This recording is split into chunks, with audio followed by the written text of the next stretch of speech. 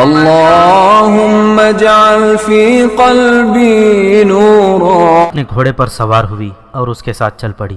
اس کا سیاہ فام میزبان اپنے شکار کو بھول گیا اور واپس اپنے خیمے کی طرف چل پڑا. وہ بولتا کم تھا اور شافیہ کو اوپر سے نیچے تک بار بار دیکھتا اور حیران بھی ہوتا اور خوش بھی. اس کا چہرہ بتا رہا تھا کہ اس ہرن کے ساتھ اسے کوئی دلچسپی نہیں رہی جس کی پیٹھ میں اس کا تیر اترا ہوا تھا. اسے بڑا ہی خوبصورت شکار مل گیا تھا. شافیہ شاید اس کی نظروں کو سمجھ رہی تھی.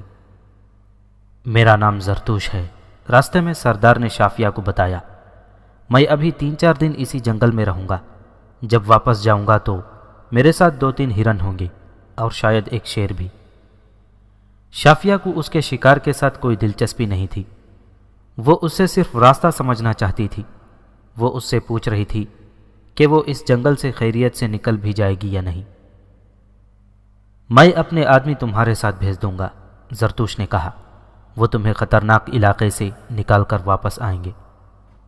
زرتوش کی خیمہ گاہ وہاں سے بہت دور تھی. وہاں تو پہنچتے پہنچتے 1.5-2 گھنٹے گزر گئے.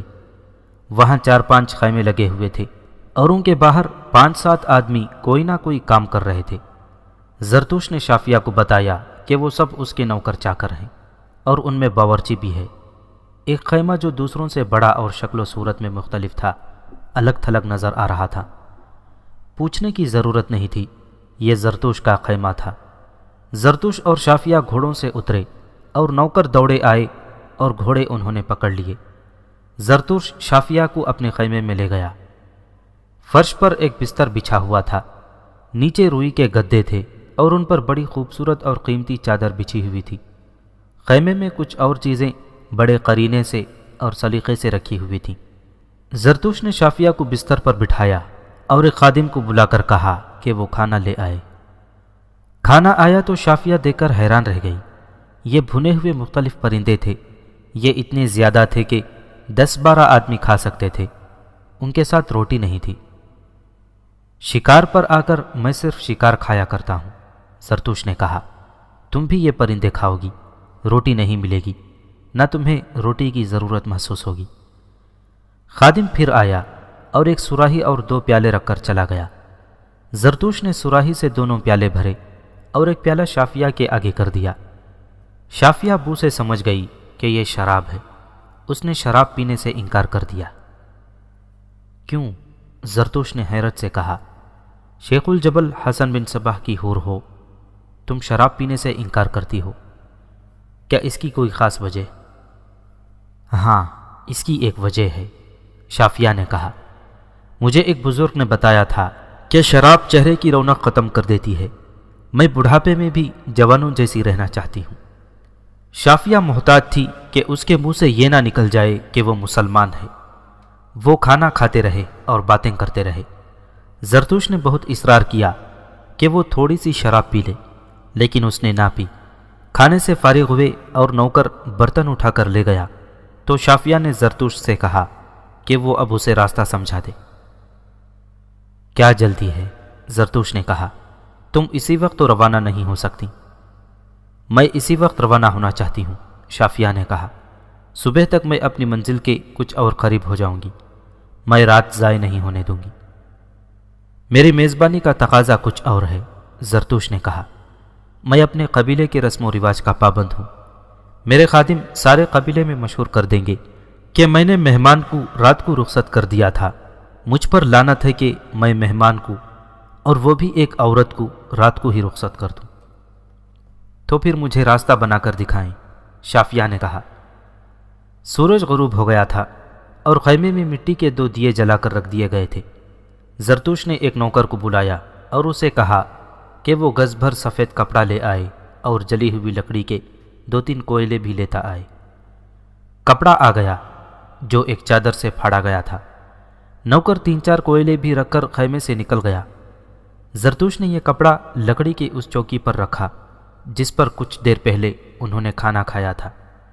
کپڑے کو ہر طرف سے کھینچ کر زرتوش اس پر کوئلے سے لکیریں ڈالنے لگا. اس دوران اس نے شافیہ کو کچھ بھی نہ بتایا سوائے اس کے کہ جہاں سے اس کی لکیر شروع ہوئی تھی. وہ بتایا کہ تم اس وقت یہاں ہو. پھر وہ لکیر ڈالتا ہی چلا گیا۔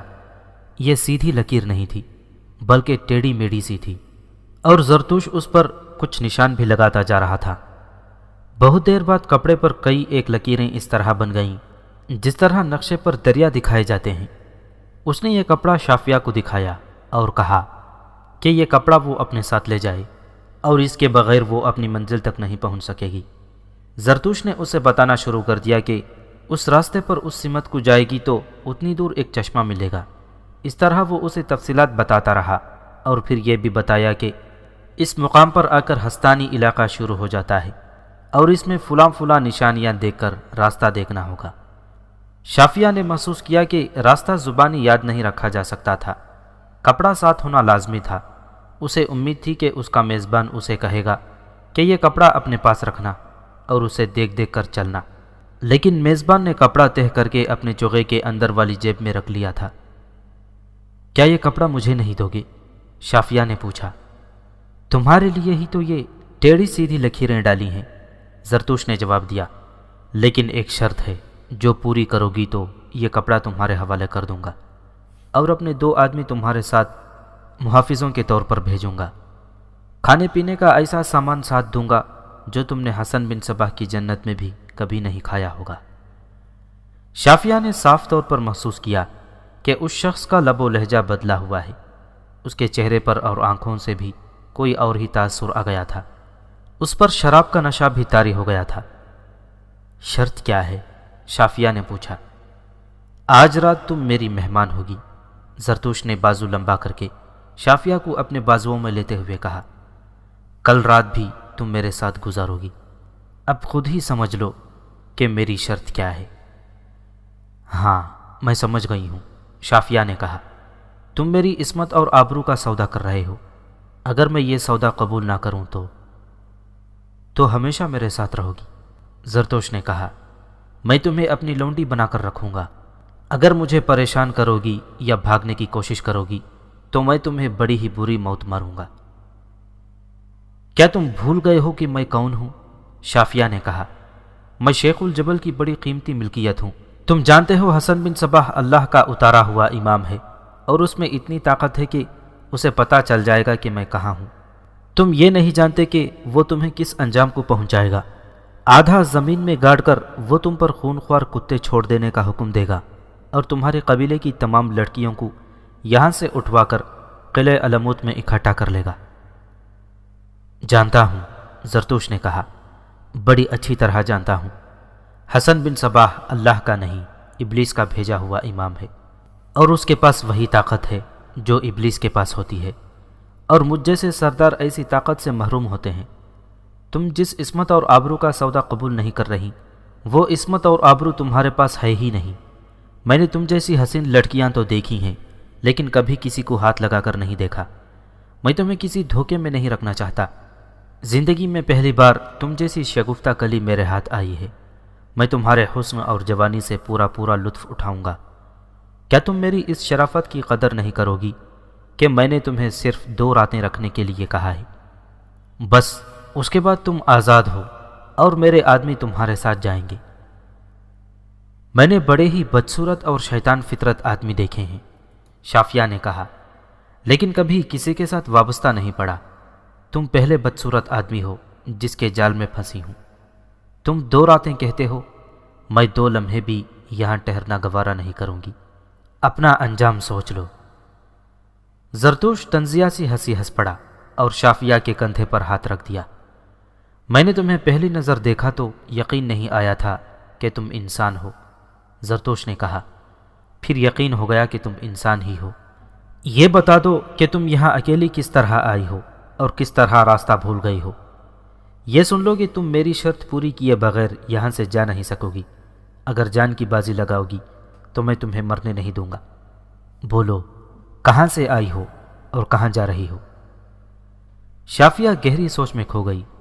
وہ سوچنے لگی کہ اس شخص کو اپنی اصلیت بتا دے، اور یہ بھی کہ وہ اپنے چچا وغیرہ کے ساتھ ایک خزانہ اٹھانے گئی تھی اور وہاں سب قتل ہو گئے ہیں۔ خزانے کے خیال سے شافیہ کا دماغ روشن ہو گیا۔ اس نے سوچا کہ اس شخص کو خزانے کا لالچ دیا جائے تو یہ بہت خوش ہوگا اور جان بخشی کر دے گا۔ شافیہ نے اسے خزانے کے متعلق سب کچھ بتا دیا، اور یہ بھی کہ کس طرح وہ بھی اپنے چچا کے ساتھ اس غار تک گئی تھی، اور کس طرح کچھ ڈاکو اور لٹیرے آ گئے جو جانتے تھے کہ یہاں خزانہ ہے۔ شافیہ نے اسے یہ ساری واردات سنا دی، لیکن اپنے متعلق یہی بیان رکھا کہ وہ حسن بن صباح کی جنت کی حور ہے اور خزانے کے لالچ میں آ گئی تھی۔ میں تمہیں اس جگہ کا راستہ بتا دیتی ہوں، شافیہ نے کہا۔ 2 دنوں کی مسافت ہے، وہاں اب سوائے کٹی اور جلی ہوئی لاشوں کے کچھ نہیں ہوگا، جاؤ اور وہ بکس اٹھا کر لے آؤ۔ بدقسمت اور بے عقل لڑکی، زرتوش نے کہا، میں جانتا ہوں کہ تم جھوٹ نہیں بول رہی، تم جانتی ہو میں خزانے کی طرف چل پڑا تو تمہیں ساتھ لے جاؤں گا، تم نے مجھے دھوکہ نہیں دیا، لیکن وہ سب لوگ جو اس غار میں خزانے پر مارے گئے ہیں انہوں نے اپنے آپ کو دھوکہ دیا تھا۔ ہم لوگ اس خزانے کے لالچ میں کبھی نہیں آئے، ان خزانوں پر بڑے بڑے جابر بادشاہ کٹ مرے ہیں۔ تم وہاں جاؤ تو صحیح، شافیہ نے کہا، اب وہاں مرنے مارنے والا کوئی نہیں آئے گا، وہ جو آئے تھے وہ اس خزانے کے حصے دار تھے اور وہ تمام خزانہ خود لے جانا چاہتے تھے۔ میں کہہ رہا ہوں یہ لالچ مجھے نہ دو، زرتوش نے کہا، ہم لوگ تمہاری تہذیب سے، تمہارے رہن سہن سے اور تمہارے شاہانہ طور طریقوں سے دور جنگلوں میں رہنے والے لوگ ہیں۔ تم ہمیں جنگلی کہہ لو، وحشی اور درندے کہہ لو، لیکن ہم جو کچھ بھی ہیں اپنے آپ میں خوش اور مطمئن ہیں۔ تم نے خود اپنی آنکھوں سے دیکھ لیا ہے کہ یہ لوگ چھپا ہوا خزانہ اٹھانے گئے تو سب مارے گئے، بلکہ جل بھی گئے۔ ہمارے بزرگ ہمیں بتا گئے ہیں کہ کبھی کسی چھپے ہوئے اور مدفون خزانے کی لالچ میں نہ آنا۔ لوٹا ہوا خزانہ جہاں کہیں بھی چھپا کر رکھا جائے وہاں بدروحوں کا قبضہ ہو جاتا ہے۔ یہ بدروحیں سانپوں کی شکل میں ظاہر ہو سکتی ہیں یا بڑے زہریلے بچھو بن جاتی ہیں۔ خزانے تک پہنچنے والے جو ہی خزانے پر ہاتھ رکھتے ہیں سانپ یا بچھو نکل آتے ہیں اور ڈس کر انہیں وہیں ختم کر دیتے ہیں۔ کہا تو یہ بھی جاتا ہے کہ بدروحیں نہ ہوں تو وہاں جنات پہنچ جاتے ہیں جو انسانوں کی شکل میں سامنے آتے ہیں اور خزانے کی حفاظت کرتے ہیں۔ تمہارے آدمیوں پر جن لوگوں نے حملہ کیا تھا انہیں بدروحیں یا جنات لائے تھے اور وہاں تک پہنچایا تھا۔ چونکہ وہ بھی خزانہ اٹھانے گئے تھے اس لیے آپس میں لڑ مرے اور بدروحوں یا جنات نے مشلوں سے انہیں جلا ڈالا۔ کیا تم نے کبھی سنا نہیں کہ مدفون خزانوں پر سانپ بیٹھے ہوئے ہوتے ہیں؟ میں تمہیں جانے پر اکسا نہیں رہی، شافیہ نے کہا، میں نے ایک خزانے کی نشاندہی کی ہے، کبھی دل میں آئے تو وہاں چلے جانا۔ میں وہاں کبھی نہیں جاؤں گا، زرتوش نے کہا۔ تم جس حسن بن صباح کو اللہ کا بھیجا ہوا امام کہتی ہو اس کے بڑے ہی دلکش اثرات میرے قبیلے تک آئے تھے۔ مجھے بڑی ہی حسین لڑکیوں کے اور ایسے ہی خزانوں کی لالچ دیے گئے تھے۔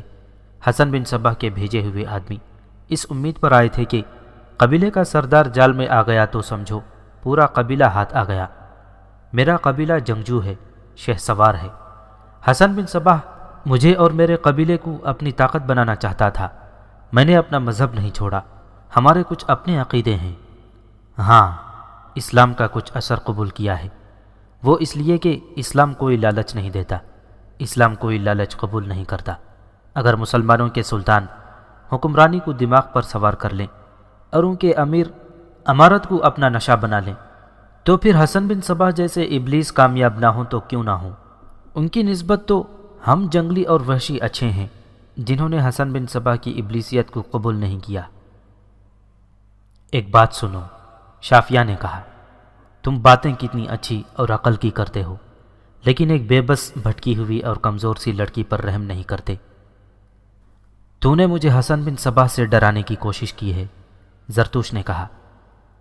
اگر میں کہوں کہ میں مسلمان ہوں اور حسن بن صباح کے ساتھ میرا کوئی تعلق نہیں تو میرے ساتھ تمہارا کیا سلوک ہوگا؟ شافیہ نے کہا۔ میں کہوں گا تم مجھے دھوکہ دے رہی ہو، زرتوش نے کہا۔ مجھے کچھ بھی کہہ لو، میں وحشی ہوں، درندہ ہوں، میں 2 راتیں تمہیں اپنے پاس رکھوں گا۔ کیا یہ رحم نہیں کہ میں تمہیں ہمیشہ کے لیے اپنا قیدی نہیں بنا رہا؟ تم مجھے اس خواہش سے محروم نہیں کر سکو گی، تمہاری نجات اسی میں ہے کہ 2 راتوں کے لیے مجھے قبول کر لو۔ شافیہ پھر گہری سوچ میں ڈوب گئی۔ اسے اپنے حسن کا اچھی طرح اندازہ تھا۔ وہ جب اس سیاہ فام شخص کو دیکھتی تھی تو اس کا دل ڈوبنے لگتا تھا۔ سوچتے سوچتے اسے ایک روشنی نظر آئی۔ کیا سوچ رہی ہو؟ زرتوش نے کہا۔ میں تم پر کوئی ظلم نہیں کر رہا، اس کے بعد تم آزاد ہوگی، اور یہ ایک مرد کا وعدہ ہے۔ صرف آج کی رات، شافیہ نے کہا، میری یہ شرط مان لو، صرف آج کی رات، صبح مجھے رخصت کر دینا۔ چلو مان لیا، زرتوش نے ہنستے ہوئے کہا۔ کپڑا مجھے دے دو، شافیہ نے کہا۔ کپڑا صبح ملے گا، زرتوش نے کہا۔ یہ کپڑا صبح تمہارا ہوگا، رات کو یہ میرا ہے۔ اس دوران زرتوش شراب ایک ایک گھونٹ پیتا رہا۔ شافیہ کو رضامند دیکھ کر اس نے کچھ اور شراب چڑھا لی۔ اس نے بڑے پیار سے شافیہ کو بستر پر لٹا دیا۔ اس پر ایک تو شراب کا نشہ طاری تھا، اور اس کے ساتھ شافیہ کے حسن و جوانی کا نشہ بھی شامل ہو گیا۔ وہ دیکھ نہ سکا کہ شافیہ کا دایاں ہاتھ اپنے نیفے کے اندر چلا گیا ہے۔ زرتوش اس کے اوپر جھکا تو شافیہ نے پوری طاقت سے خنجر اس کے دل کے مقام پر اتار دیا۔ زرتوش پیچھے ہٹا۔ شافیہ بڑی تیزی سے اٹھی اور خنجر کا ایک اور وار کیا۔ زرتوش پیٹھ کے بل گرا۔ اس نے اپنے دونوں ہاتھ وہاں رکھ لیے تھے جہاں اس کو خنجر لگے تھے۔ اس کے منہ سے کوئی آواز نہ نکلی۔ خنجر صحیح مقام پر لگے تھے۔ خون کا فوارہ پھوٹ آیا تھا۔ شافیہ اسے دیکھتی رہی۔ زرتوش کے دونوں ہاتھ جو سینے پر رکھے ہوئے تھے ڈھیلے پڑ گئے اور اس کا سر ایک طرف ڈھلک گیا۔ شافیہ نے اس کے چوغے کے اندر ہاتھ ڈالا اور وہ کپڑا نکال لیا جس پر زرتوش نے کوئلے سے راستے بنائے تھے۔ یہ کپڑا اس نے اپنے کپڑوں کے اندر نیفے میں اڑس لیا۔ اب اسے یہ خطرہ نظر آنے لگا تھا کہ زرتوش کے نوکر چاکر جاگ رہے ہوں گے۔ وہ آہستہ آہستہ باہر نکلی۔ باہر خاموشی تھی۔ کسی اور خیمے میں روشنی نہیں تھی۔ وہ سب شاید سو رہے تھے، اور وہ اس خیال سے سو گئے ہوں گے کہ ان کے سردار کو بڑا خوبصورت شکار مل گیا ہے اور وہ اب شراب اور بدکاری میں مگن ہوگا۔ شافیہ دبے پاؤں گھوڑوں تک پہنچی۔ زینیں قریب ہی رکھی ہوئی تھیں۔ اس نے اپنے دونوں گھوڑوں پر زینیں رکھیں اور اچھی طرح کس لیں۔ خیمے میں جا کر اس نے اپنی تلوار اٹھائی اور کمر کے ساتھ باندھ لی۔ باہر جا کر اس نے دیکھا کہ ایک گھوڑے پر اس کے کھانے والے تھیلے بندھے ہوئے تھے اور ایک مشکیزے میں پانی اچھا خاصا موجود تھا۔ اب اسے پانی کی ضرورت نہیں تھی کیونکہ یہ جنگل تھا اور جنگل میں پانی کی کمی نہیں ہوتی۔ اسے ایک خیال آ گیا۔ یہ تو اس نے دیکھا نہیں تھا کہ کس طرف جانا ہے۔ وہ پھر خیمے میں چلی گئی۔ 2 دیے جل رہے تھے۔ شافیہ نے کپڑا نیفے سے نکال کر اپنے سامنے زمین پر پھیلا دیا اور دیکھا کہ اسے کس طرف جانا ہے۔ یہ راستہ اچھی طرح دیکھ لیا۔ کپڑا لپیٹ کر پھر نیفے میں اڑس لیا اور خیمے سے نکل آئی۔ وہ گھوڑے پر سوار ہوئی اور گھوڑا چل پڑا، لیکن اس نے گھوڑے کو زیادہ تیز نہ چلنے دیا تاکہ اس کے قدموں کی آواز خیموں کے اندر تک نہ پہنچ سکے۔ خاصی دور جا کر اس نے باغوں کو جھٹکا دیا تو گھوڑے کی رفتار تیز ہو گئی۔ وسم کوہ میں امن قائم ہو چکا تھا۔ باطنیوں کی لاشیں گھسیٹ کر قلعے سے دور چند ایک لمبے چوڑے گڑھے کھود کر ان پر پھینک دی گئیں اور اوپر مٹی ڈال دی گئی تھی۔ سالار اوریزی کے لشکر کے شہیدوں کو الگ الگ قبروں میں پورے احترام سے دفن کیا گیا تھا۔ سلطان برقیارق اپنے دونوں بھائیوں محمد اور سنجر کے ساتھ وسم کوہ پہنچ گیا تھا، اور تینوں بھائیوں نے سالار اوریزی، مزمل آفندی اور بن یونس کو دل کھول کر خراج تحسین پیش کیا تھا۔ لیکن سالار اوریزی، برقیارق نے پہلے روز یہاں پہنچ کر کہا تھا، صرف قلعہ سر کر کے ہمارا کام ختم نہیں ہو جاتا۔ ہمارا مقصد یہ ہے کہ حسن بن صباح اور اس کے اثرات کو اور اس کے پھیلائے ہوئے غلط عقائد کو ختم کیا جائے۔ اس کے لیے قلعہ علمود کو سر کرنا ضروری ہے، ورنہ ہمیں اپنے مقصد میں کامیابی حاصل نہیں ہوگی۔ آپ پوری سلطنت کا لشکر قلعہ علمود کے محاصرے کے لیے لے جائیں، مزمل آفندی نے کہا۔ آپ اس قلعے کو سر نہیں کر سکیں گے، اس لیے نہیں کہ باطنی بڑے زبردست جنگجو ہیں، بلکہ وجہ یہ ہے کہ قلعہ بلندی پر بنایا گیا ہے اور اس کے 3 اطراف سے دریا گزرتا ہے۔ آپ ایک بار اس قلعے کو دیکھ لیں۔ میں نے یہ قلعہ بڑی اچھی طرح دیکھا ہوا ہے، سالار اوریزی نے کہا۔ میں خود کہا کرتا ہوں کہ اس قلعے کو سر کرنا اگر ناممکن نہیں تو بہت ہی مشکل ضرور ہے، لیکن سوچنے والی بات یہی ہے کہ اصل طاقت کہاں ہے؟ وہ ہے حسن بن صباح۔ اگر اس ایک شخص کو سر کر لیا جائے تو صرف قلعہ علموت ہی نہیں بلکہ ان باطنیوں کے تمام قلعے اور ان کے تمام اثرات ہمارے قدموں میں آ گریں گے۔ ہمیں 3-4 ایسے جانبازوں کی ضرورت ہے جو قلعہ علموت میں داخل ہو کر حسن بن صباح کو اسی طرح قتل کر دیں جس طرح حسن بن صباح کے فدائی ہمارے علماء اور حاکموں کو قتل کر چکے ہیں اور کرتے جا رہے ہیں۔ میں آج تک کیا کہتا آ رہا ہوں، مزمل افندی نے کہا۔ 2 جانباز تو یہاں بیٹھے ہیں، ایک میں ہوں اور دوسرا بن یونس۔ میں یہ بھی جانتا ہوں کہ ہم سیدھے جا کر حسن بن صباح کو قتل نہیں کر سکتے، ہمیں کچھ چال بازیاں کرنی پڑیں گی۔ آپ اجازت دیں تو میں کچھ اور جانباز تیار کر لوں۔ اس مسئلے پر بہت دیر تبادلہ خیالات ہوتا رہا اور یہ سب اس نتیجے پر پہنچے کہ جس طرح حسن بن صباح زمین دوز وار کرتا ہے اور سامنے لڑنے کے لیے نہیں آتا، اسی طرح اسے ختم کرنے کے لیے بھی کوئی طریقہ کار طے کرنا پڑے گا۔ تاریخ کے دامن میں جو واقعات اب تک محفوظ ہیں ان سے یہ شہادت ملتی ہے کہ مسلمان سالار اور دوسرے حاکم آپس میں اس قسم کی باتیں تو کر لیتے تھے، لیکن عملی طور پر وہ ایسے طریقے اختیار نہیں کرتے تھے جو حسن بن صباح کے طریقوں کے توڑ ثابت ہو سکتے۔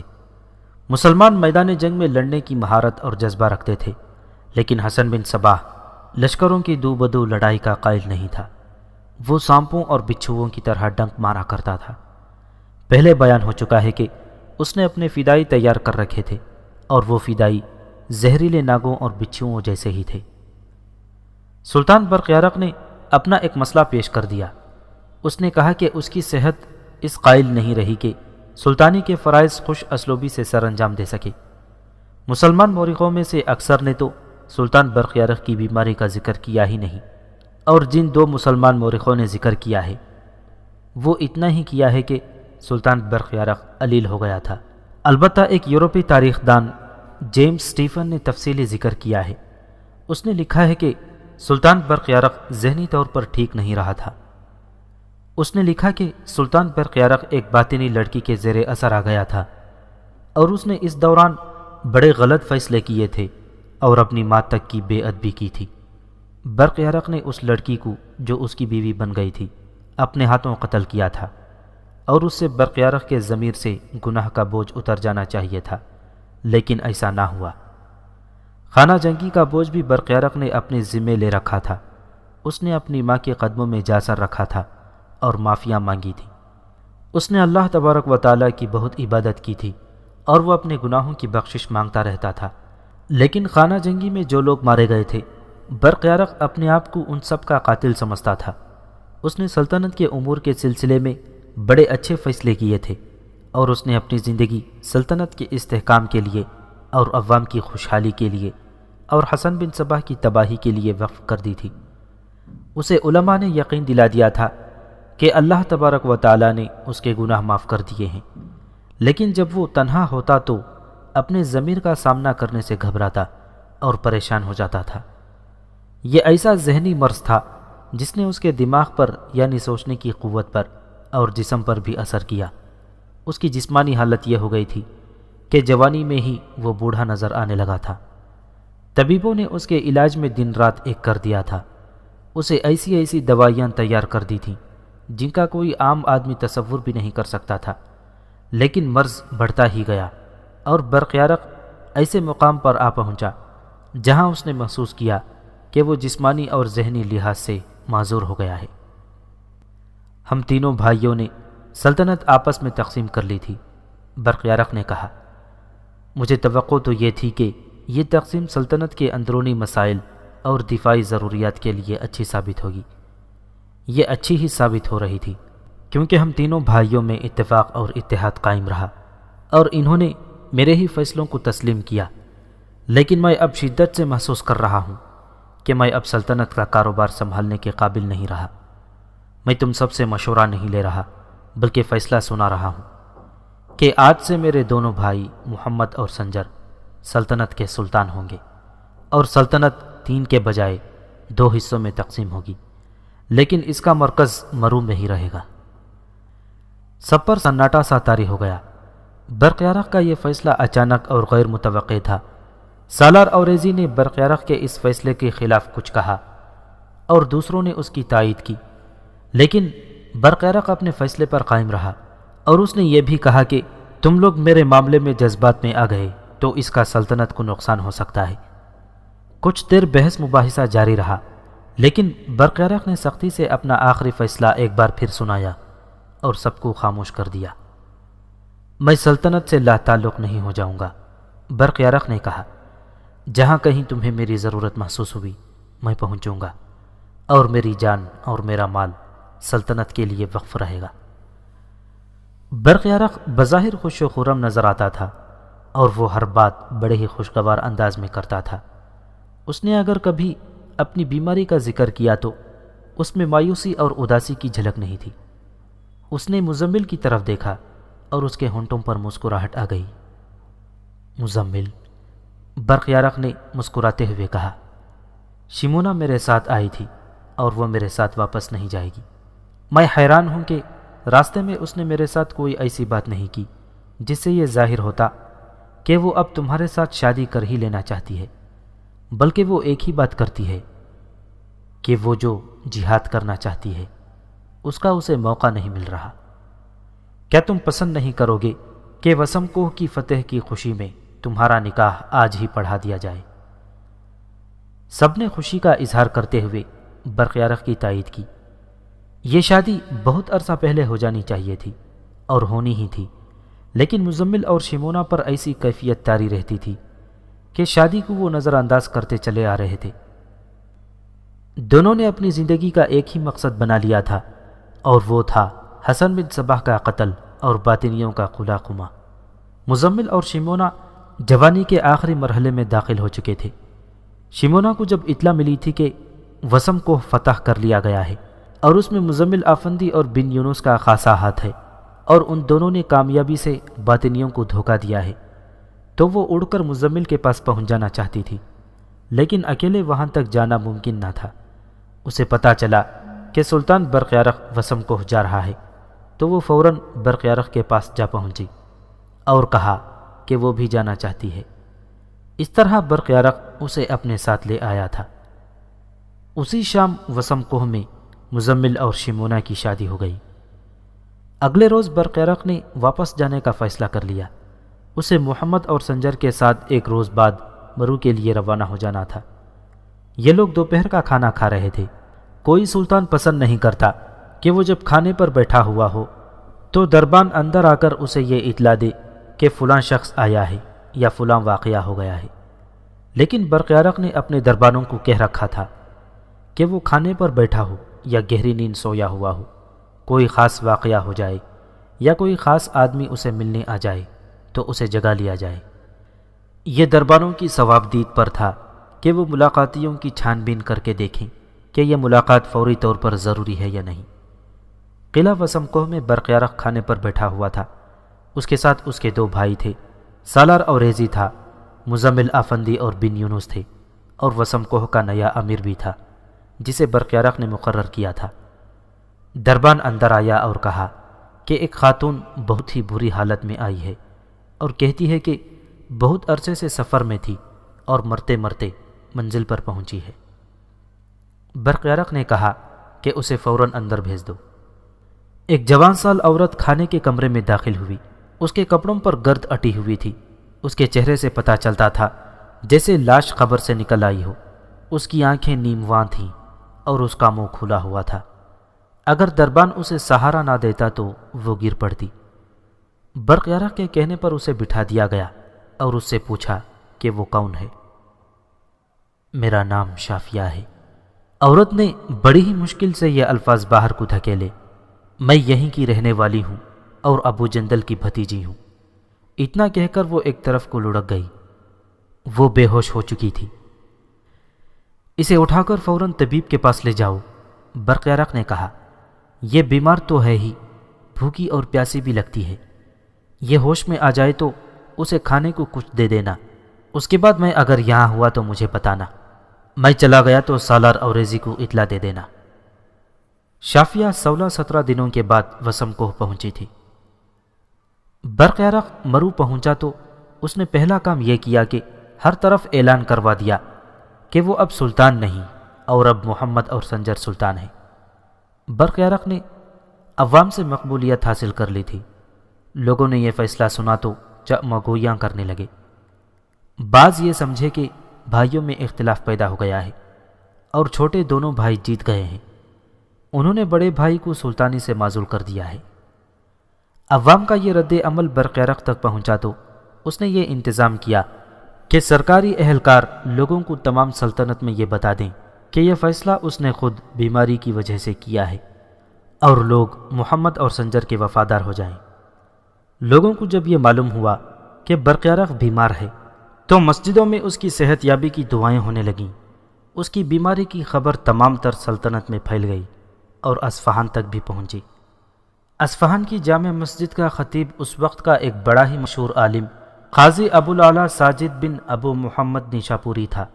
عالم ہونے کے علاوہ وہ مرد میدان بھی تھا۔ اس کے خطبوں میں جہاد کی تلقین زیادہ ہوتی تھی۔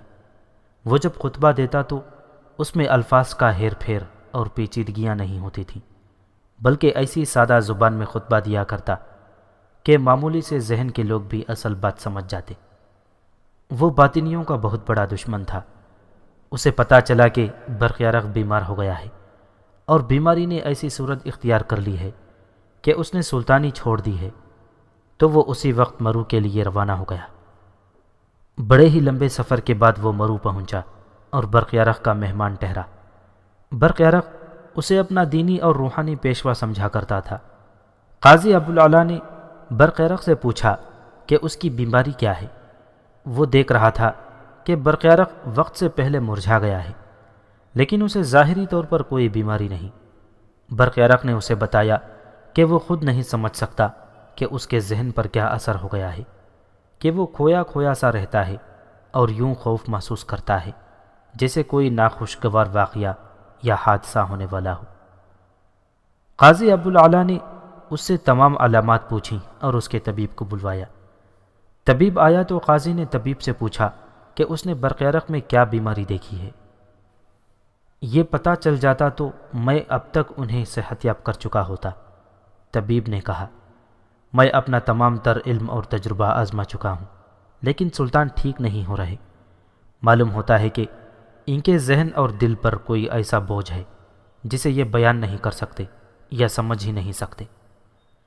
قاضی نے برقیارق سے بہت پوچھا کہ وہ دل پر کیا بوجھ لیے ہوئے ہے، لیکن برقیارق نے بتانا مناسب نہ سمجھا۔ وہ بیان ہی نہ کر سکا کہ اسے اندر ہی اندر کیسی دمک کھا رہی ہے۔ مجھے اچھی طرح یاد ہے، قاضی ابوالعلا نے کہا، آپ کے والد محترم ملک شاہ کو باطنیوں نے دھوکے میں ایسا زہر پلا دیا تھا جو آہستہ آہستہ انہیں کھاتا رہا اور وہ اللہ کو پیارے ہو گئے۔ معلوم ہوتا ہے کہ آپ کو بھی باطنیوں نے کوئی چیز کھلا دی ہے جس کا آپ کو پتہ ہی نہیں چلا۔ میں نے اس شک کے پیش نظر بھی دوائیاں دی ہیں۔ طبیب نے کہا، اگر انہیں کسی بھی قسم کا زہر پلا دیا گیا ہوتا تو اس کے اثرات ان دوائیوں سے ختم ہو جاتے۔ یہ کچھ اور ہی ہے۔ میں آج رات تنہائی میں بیٹھوں گا، قاضی نے کہا۔ اللہ نے مجھے کشف کی کچھ طاقت عطا فرمائی ہے۔ مجھے کچھ شک ہے کہ یہ سفلی تعویذ کا اثر ہے۔ حسن بن صباح سفلی عمل سے صرف واقف ہی نہیں بلکہ یہ عمل اپنے دشمنوں کے خلاف استعمال بھی کرتا ہے۔ اگر ایسا ہوا تو مجھے آج رات پتہ چل جائے گا۔ برقیارق نے قاضی ابوالعلا سعید کے لیے ایک خاص کمرہ تیار کروایا جس میں مصلی، قرآن پاک اور جو کچھ بھی قاضی نے کہا رکھ دیا گیا۔ رات عشاء کی نماز کے بعد قاضی ابوالعلا نے کمرے کا دروازہ اندر سے بند کر لیا اور مصلی پر بیٹھ گیا۔ وہ رات کے آخری پہر تک مراقبے میں رہا اور پھر تہجد ادا کی، اذان کے بعد فجر کی نماز پڑھی اور سو گیا۔ طلوع آفتاب کے کچھ دیر بعد وہ کمرے سے نکلا اور برقیارق کے پاس گیا۔ میرا شک صحیح نکلا ہے، اس نے برقیارق سے کہا۔ یہ سفلی تعویذ کا اثر ہے، لیکن یہ حسن بن صباح نے نہیں کیا، بلکہ یہاں کوئی اور ہے جس نے اپنے طور پر آپ کو ختم کرنے کا یہ طریقہ اختیار کیا ہے۔ میں اس کا توڑ کر دوں گا، لیکن یہاں نہیں۔ میں کل صبح اصفہان کے لیے روانہ ہو جاؤں گا۔ اس تعویذ کے لیے کم از کم 3 راتوں کا چلہ کرنا پڑے گا، پھر تعویذ لکھا جائے گا۔ جب یہ تعویذ تیار ہو گیا تو میں آپ کو بھیج دوں گا۔ اسے کس طرح استعمال کرنا ہوگا وہ میں تعویذ لانے والے کو بتا دوں گا۔ برق یرق کو باطنی معاف نہیں کر سکتے تھے۔ داستان کو پہلے سنا چکا ہے کہ برق یرق نے ایک لڑکی کے ساتھ شادی کر کے نادانستہ طور پر حسن بن صباح کا اعلی کار بن گیا تھا۔ یہ اس لڑکی کا کمال تھا، لیکن وقت نے ایسا پلٹا کھایا کہ برق یرق کی آنکھیں کھل گئیں اور اس کی عقل سے پردہ اڑ گیا۔ یہ شیمونہ کا کمال تھا۔ برق یرق نے اپنی اس بیوی کو اپنے ہاتھوں قتل کیا، اور اس کے بعد اس نے حکم دے دیا کہ جہاں کہیں کوئی باطنی نظر آئے اسے قتل کر دیا جائے۔ باطنی اپنے اتنے زیادہ ساتھیوں کا خون کیسے معاف کر دیتے؟ انہوں نے جس طرح دوسری کئی ایک شخصیات کو قتل کیا تھا، برق یرق کو بھی قتل کر دیتے، لیکن انہیں موقع نہیں مل رہا تھا، کیونکہ برق یرق جدھر بھی جاتا تھا اس کے ارد گرد محافظوں کا حصار ہوتا تھا۔ اگر قاضی ابوالعلا کی تشخیص صحیح تھی تو یہ عمل باطنیوں نے ہی کیا تھا۔ قاضی ابوالعلا اگلے روز فجر کی نماز کے فوراً بعد واپس اصفہان کو چل پڑا۔ اس کے ساتھ 10-12 آدمی تھے جو اس کے ایسے مرید تھے کہ اس پر جانے قربان کرنے کو تیار رہتے تھے۔ وہ قاضی کو کہیں اکیلا نہیں جانے دیتے تھے، کیونکہ اس وقت تک باطنی کئی ایک علماء دین کو قتل کر چکے تھے۔ اصفہان میں اہل سنت کی اکثریت تھی۔ وہ اپنے خطیب قاضی ابوالعلا سعید کی غیر حاضری بڑی بری طرح محسوس کر رہے تھے۔ وہ پوچھتے تھے کہ خطیب کہاں گئے؟ انہیں بتایا گیا کہ سلطان برق یرق بیمار ہے اور اس کی عیادت کو گئے ہیں۔ یہ تو لوگوں کو پہلے پتا تھا کہ برق یرق بیمار ہے، لیکن جب انہیں یہ پتا چلا کہ جامع مسجد کا خطیب اس کی عیادت کو گیا ہے تو لوگ متفکر ہوئے کہ برق یرق کچھ زیادہ ہی بیمار ہو گیا ہے۔ وہاں کے لوگ برق یرق کو اس لیے زیادہ عزیز رکھتے تھے کہ اس نے باطنیوں کے قتل عام کا حکم دے دیا تھا۔ اصفہان میں باطنیوں نے مسلمانوں کا اچھا خاصا کشت و خون کیا تھا۔ آخر ایک روز اصفہان کے لوگوں کو پتہ چلا کہ ان کا خطیب واپس آ گیا ہے۔ کئی لوگ اس کے گھر جا پہنچے اور برق یرق کے صحت کے متعلق پوچھا۔ قاضی ابوالعلا نے انہیں کہا کہ اتفاق سے کل جمعہ ہے، میں مسجد میں سب کچھ بتاؤں گا کہ برق یرق کس بیماری میں مبتلا ہو گیا ہے اور اب اس کی حالت کیا ہے۔ اگلے روز جمعہ تھا۔ جمعہ کے روز تو جامع مسجد نمازیوں سے بھر جایا کرتی تھی، لیکن اس جمعہ کی نماز کے وقت یہ حالت ہو گئی تھی کہ مسجد کے اندر تل دھرنے کو جگہ نہیں تھی، اور بہت سے نمازیوں کو مسجد کے باہر صفیں بچھانی پڑی۔ سب سلطان برق یرق کی بیماری کے متعلق تازہ اطلاع سننا چاہتے تھے۔ خطبے سے پہلے قاضی ابوالعلا سعید ممبر پر کھڑے ہو کر بڑی ہی بلند آواز سے برق یرق کی بیماری کے متعلق بتانے لگا۔ برق یرق بن ملک شاہ کو کوئی جسمانی بیماری نہیں، قاضی ابوالعلا نے کہا۔ میں نے مراقبے میں بیٹھ کر کشف کے ذریعے معلوم کیا ہے، برق یرق پر سفلی تعویذ کا اثر ہو گیا ہے، اور یہ کارستانی کسی باطنی کی ہے۔ سب لوگ برق یرق کی صحت یابی کے لیے دعا کریں۔ کوئی پتہ نہیں کس کی دعا اللہ سن لے اور برق یرق کی صحت بحال ہو جائے۔ میں اس کے لیے ایک تعویذ تیار کر رہا ہوں جس میں 3-4 دن لگ جائیں گے۔ اس تعویذ سے انشاءاللہ اس پر جو سفلی اثرات ہیں رفع ہو جائیں گے۔ نماز کے بعد برق یرق کی صحت یابی کے لیے خصوصی دعا کی گئی۔ قاضی ابوالعلا نے یہ اعلان کر کے بہت بڑی غلطی کی تھی کہ وہ تعویذ تیار کر رہا ہے۔ اس کے ذہن سے شاید یہ حقیقت نکل گئی تھی کہ باطنی نظر نہ آنے والے سائے کی طرح ہر جگہ موجود رہتے ہیں، اور ذرا ذرا سی خبر اوپر پہنچا کر اس کے خلاف جو کارروائی ضروری ہو کرتے ہیں۔ اگلے روز فجر کی نماز کے وقت جماعت کھڑی ہوئی تو قاضی ابوالعلا امامت کے لیے مصلی پر جا کھڑا ہوا۔ عموماً یوں ہوتا تھا کہ اس کے پیچھے پہلی صف میں اس کے خاص آدمی کھڑے ہوتے تھے تاکہ قاضی پر کوئی حملہ نہ کر سکے۔ اس روز فجر کی نماز کے وقت جب قاضی مصلی پر کھڑا ہوا اور تکبیر پڑھی جا رہی تھی تو دوسری صف سے ایک آدمی بڑی تیزی سے آگے بڑھا اور اگلی صف کے 2 آدمیوں کو اس نے دھکا دے دیا۔ دونوں آدمی اس دھکے سے سنبھل نہ سکے اور امام کے ساتھ ٹکرائے۔ اس شخص نے اتنی دیر میں خنجر نکال لیا تھا۔ قاضی ابوالعلا چونک کر پیچھے کو مڑا کہ یہ کیا ہو گیا ہے، پیشتر اس کے کہ اسے پتہ چلتا کہ یہ کیا ہوا ہے۔ خنجر اس کے دل میں اتر چکا تھا۔ خنجر باہر نکلا اور پھر اس کے دل میں اتر گیا۔ نمازی تو کچھ بھی نہ سمجھ سکے۔ ادھر قاضی مصلی پر گرا، ادھر اس کا قاتل ممبر پر چڑھ گیا۔ اور خنجر دونوں ہاتھوں سے پکڑ کر اوپر کیا اور بڑی زور سے نعرہ لگایا، شیخ الجبل امام حسن بن صباح کے نام پر، اور اس نے خنجر نیچے کو کھینچا اور اپنے سینے میں اتار لیا۔ ایک اور عالم دین باتیوں کی